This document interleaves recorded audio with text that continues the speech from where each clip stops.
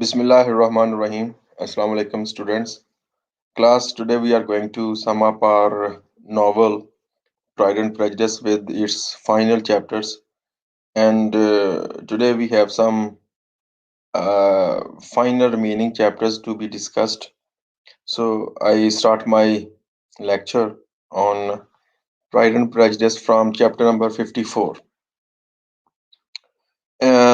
Previously, we have seen in the last lecture that Bingley and Mr. Darcy have come to call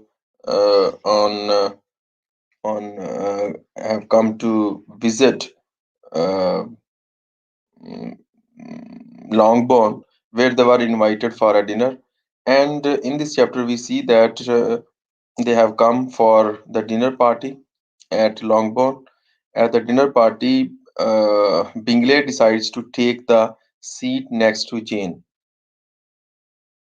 and just as he used to before leaving for London, uh, he used to sit next to Jane, and he again assumes the or occupies the same seat, which signifies that their uh, their relation has rehabilitated to the previous status, or restored or assumed the uh, previous position.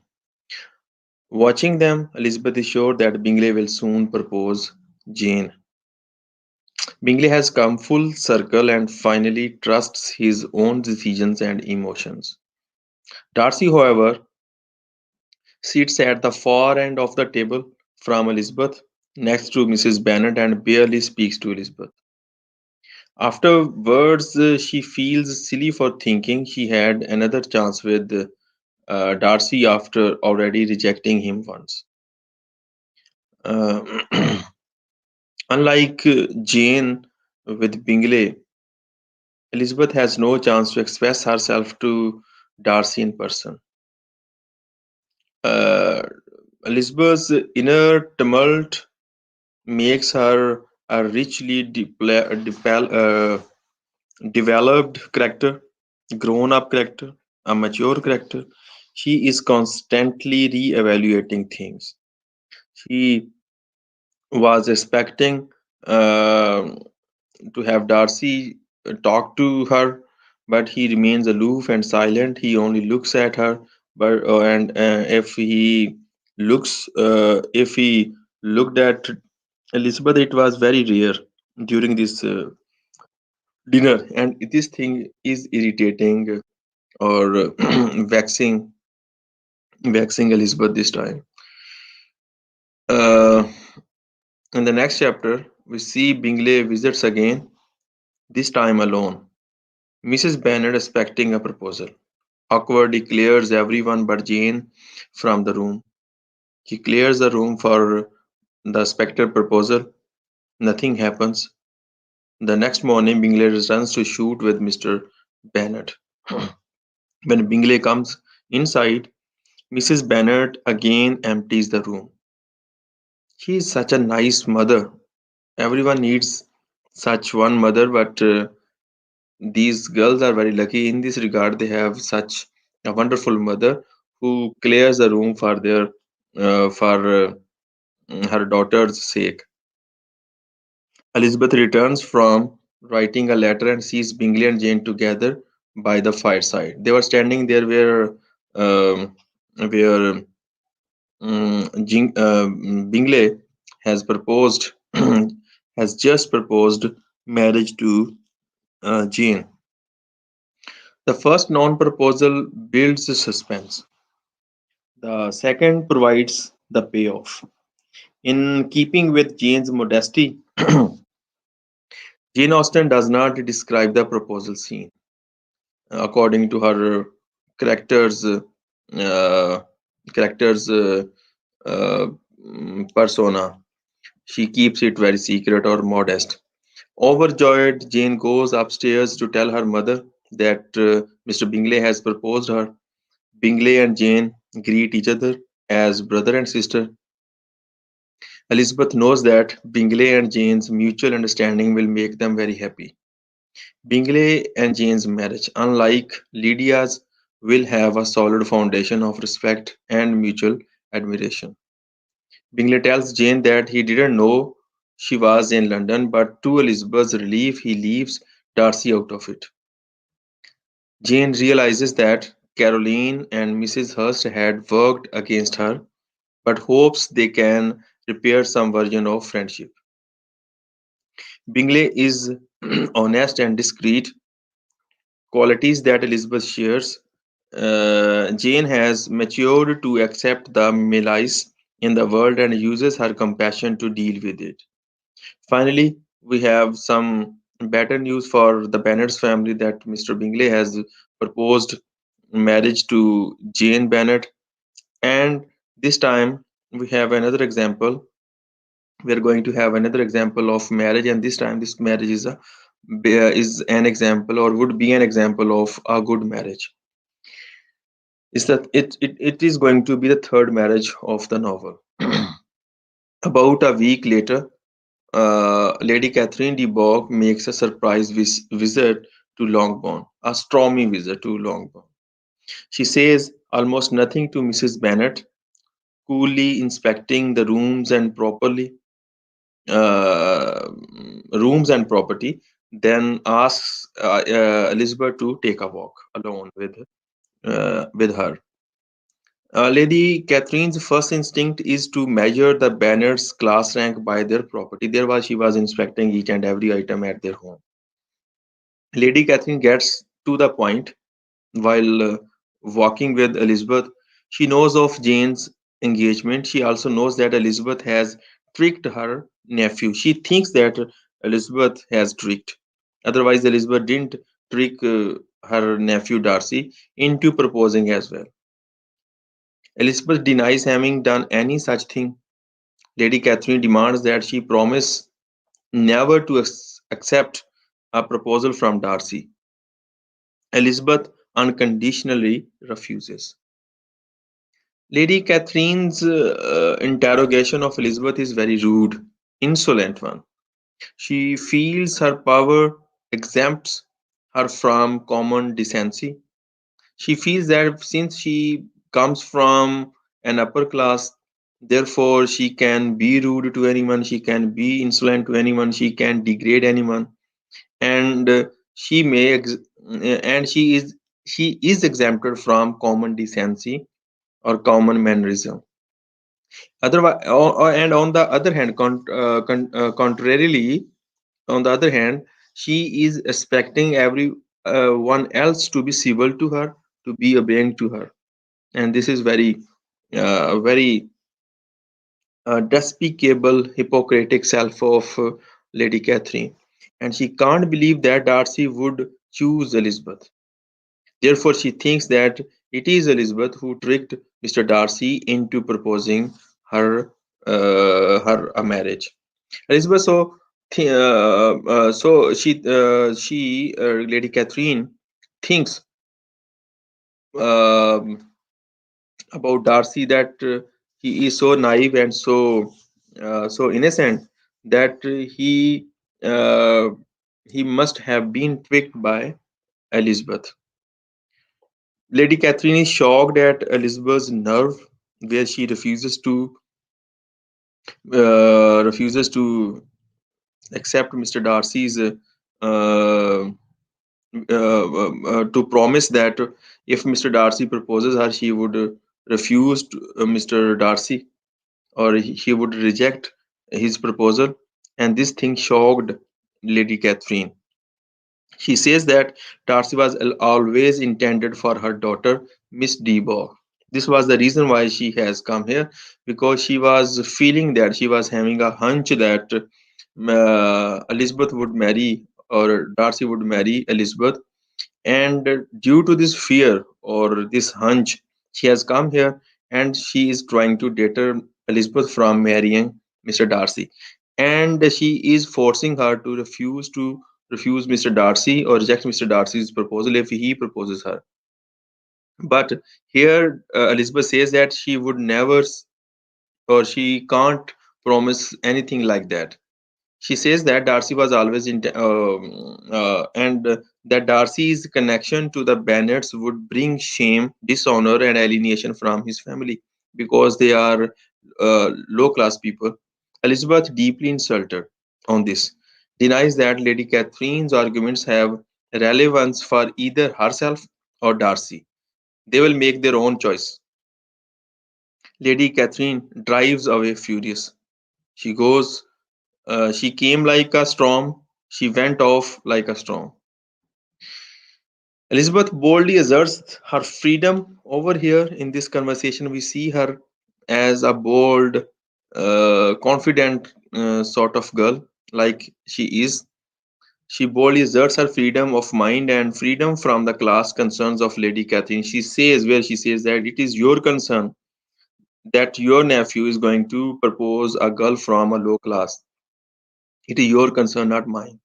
In doing so, Elizabeth suggests that individuals can define themselves regardless of class or social prejudices. And these higher class people had nothing but these manners of or mind for these social differences or class consciousness. In the next chapter, we see that the next morning, Mr. Bennet calls in Elizabeth to congratulate her on her upcoming engagement. On hearing this, Elizabeth is stunned, astounded. She was taken aback by by her father's announcement of this sort.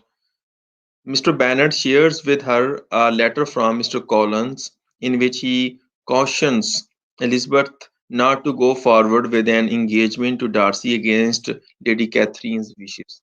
This is an alarming sort of letter from Mr. Collins. And that letter gave Mr. Bennet a hint uh, that Darcy is going to wed Elizabeth Bennet. The exact opposite of Elizabeth, Mr. Collins has no independent will to act outside of Lady Catherine's stuffy social approval.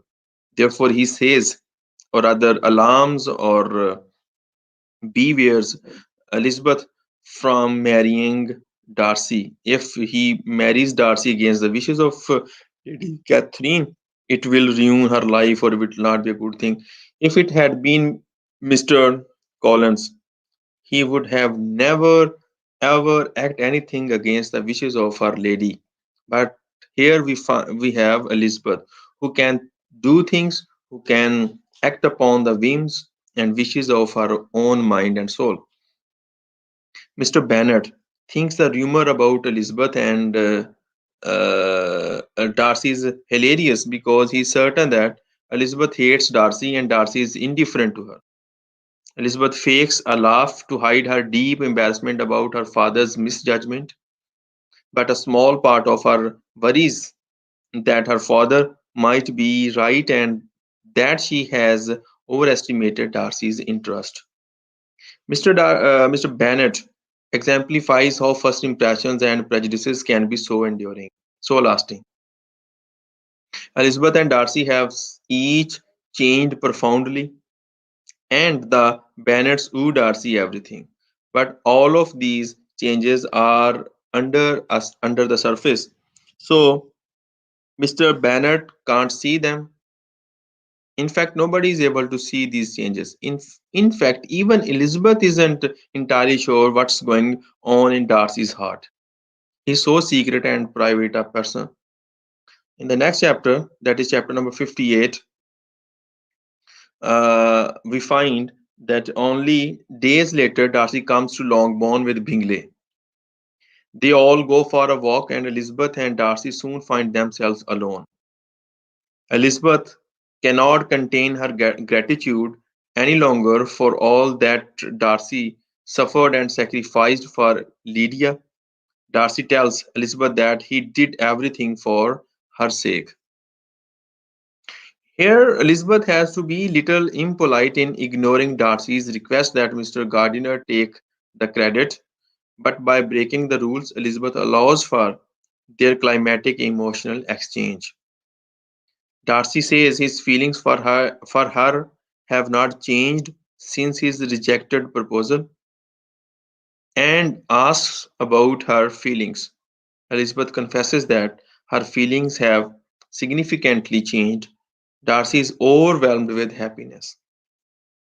While there is no explicit marriage proposal from Darcy yet, everything hinges on Elizabeth's growth as a character and ability to overcome her prejudice.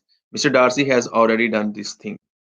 Darcy explains that he started to hope after Lady Catherine informed him about Elizabeth's stubborn refusal to follow her commands, where she refused to promise, as Lady Catherine was saying that if Darcy proposes, you refuse him. And when Elizabeth refuses to make any promise like that, this thing gave Mr. Darcy a hint that Elizabeth's feelings have gone undergone a change regarding his love. Therefore, he came and confessed his proposal. Selfish plans based on class prejudices all backfire in this novel. This thing rather backfired. Lady Catherine, in a way, helped bringing these two characters closer. Darcy regrets his first proposal to Elizabeth. He is being prideful since childhood and presumed that she would accept. It was pre-assumed that presumptuous one that he would accept his proposal. He thanks Elizabeth for teaching him a lesson about humility. Elizabeth apologizes for treating him so roughly.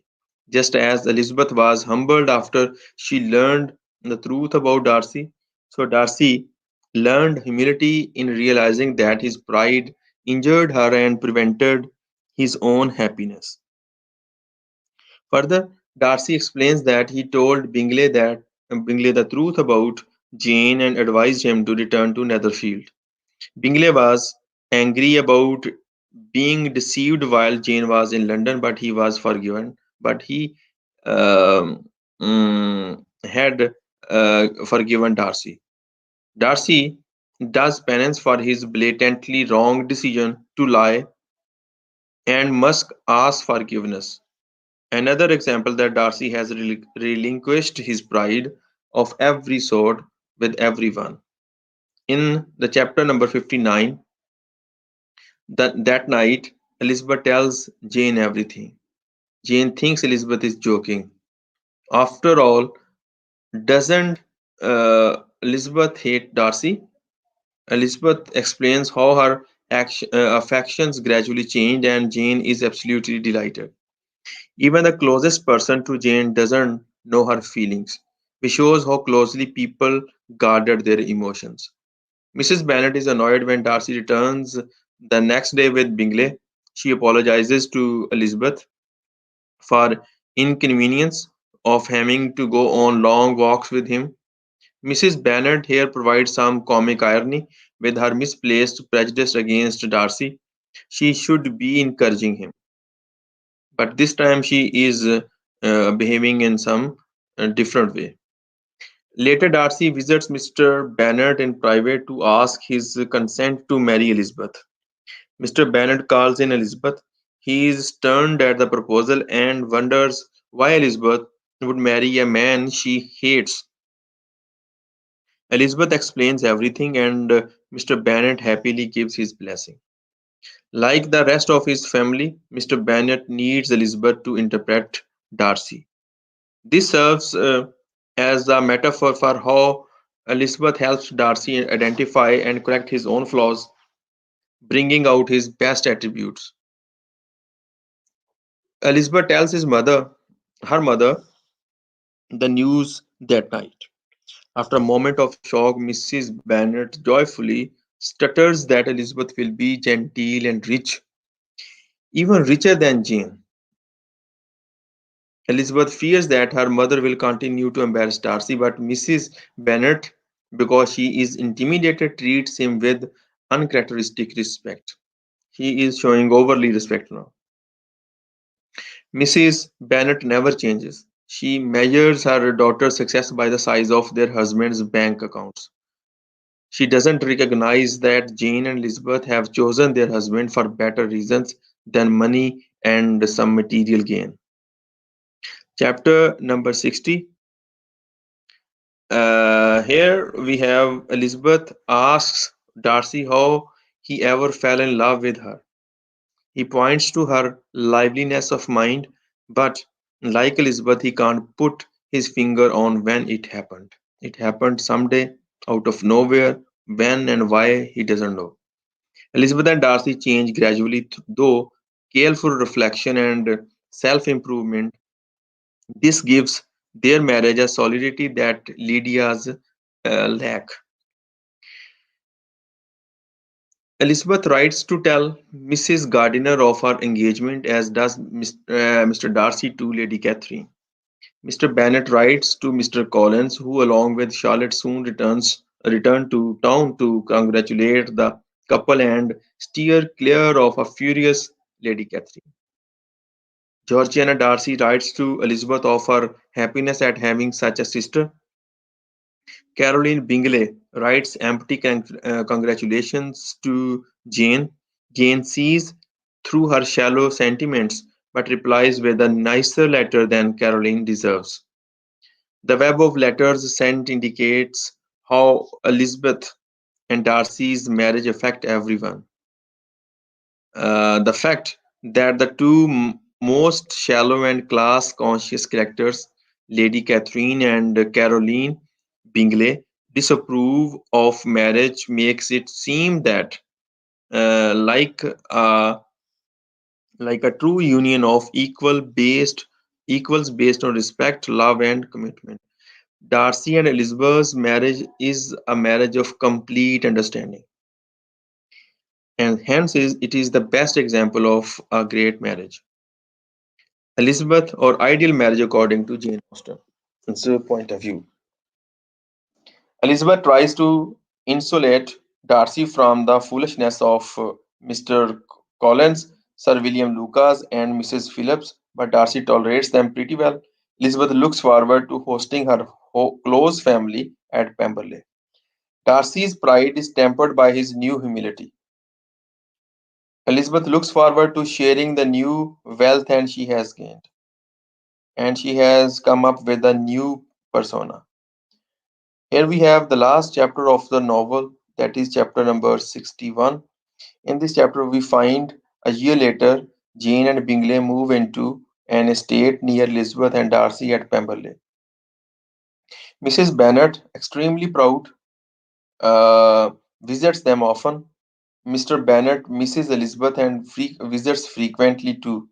Kitty, Catherine, their other daughter, improves in character from spending time with her two other older sisters. Mary lives with her parents.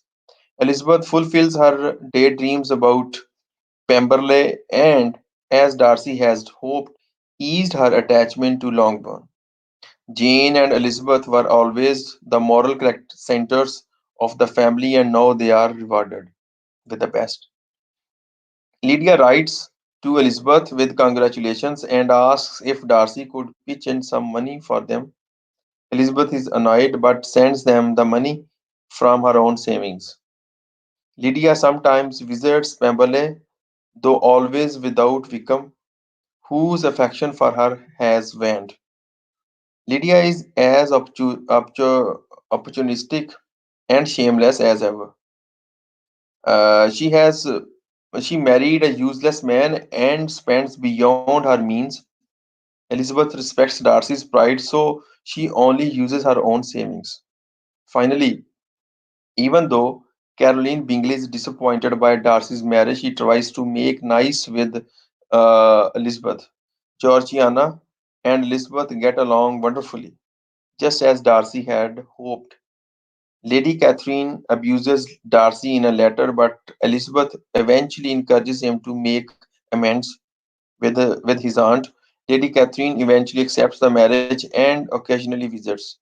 Elizabeth and Darcy remain on close terms with Mr. and Mrs. Gardiner, grateful for the gardener's role in bringing them together. Marriage plots are about compromise.